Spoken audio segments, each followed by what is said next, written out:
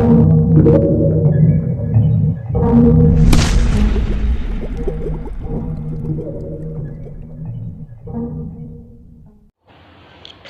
dan selamat pagi Bapak Ibu, semoga kita semua dalam keadaan baik dan sehat. Pagi hari ini saya mengajak kita untuk membaca satu bagian firman Tuhan dalam 2 Tawarik pasal yang ketiga. Bapak Ibu bisa membacanya sendiri di rumah.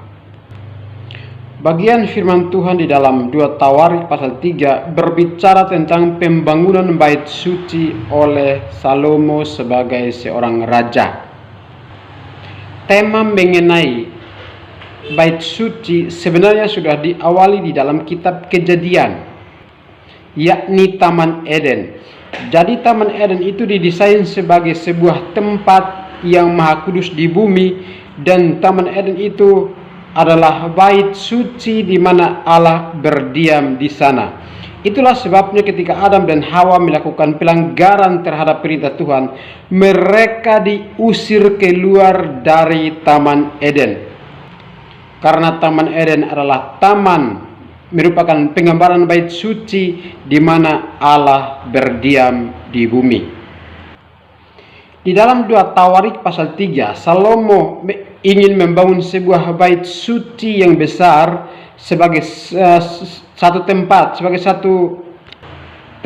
di mana Allah berdiam di sana. Dan karena Allah berdiam di dalam bait suci yang dibangun oleh Salomo di Yerusalem, maka umat Israel atau umat perjanjian itu dapat datang untuk berjumpa dengan Allah. Bukan hanya mereka dapat datang beribadah kepada Allah, tetapi sekaligus mereka juga dapat memberikan persembahan kepada Allah. Jadi bait suci di Yerusalem itu, di samping itu merupakan tempat untuk melakukan sistem pemberian korban. Tetapi kita harus ingat bahwa bait suci yang dibangun oleh Salomo di Yerusalem itu adalah bait suci yang terbatas pada letak geografis tertentu atau hanya ada di Yerusalem.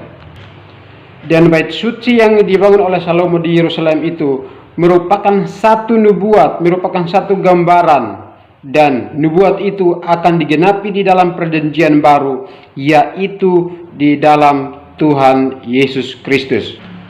Itulah sebabnya di dalam Matius 26 ayat 21 Yesus berkata, "Aku dapat merubuhkan bait Allah dan membangunnya kembali dalam 3 hari." Ini berbicara tentang penderitaan dan kematian Tuhan, di mana Dia akan bangkit pada hari yang ketiga.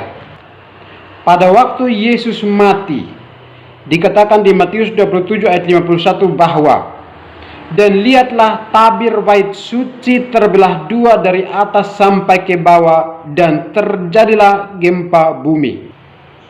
Jadi di sini kita bisa melihat bahwa ketika Yesus mati, bait suci yang ada di Yerusalem itu terbelah 2 dari atas sampai ke bawah, dan yang menjadi batas di dalam bait suci itu sudah menjadi terbuka.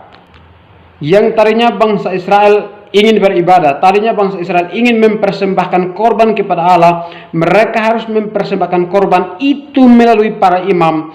Tetapi ketika Yesus mati, batasan itu sudah diangkat, sudah dirobohkan, dan semua manusia pada zaman perjanjian baru dapat datang secara langsung beribadah kepada Tuhan, dapat berelasi secara langsung, secara pribadi dengan Tuhan, tanpa harus melalui seorang perantara.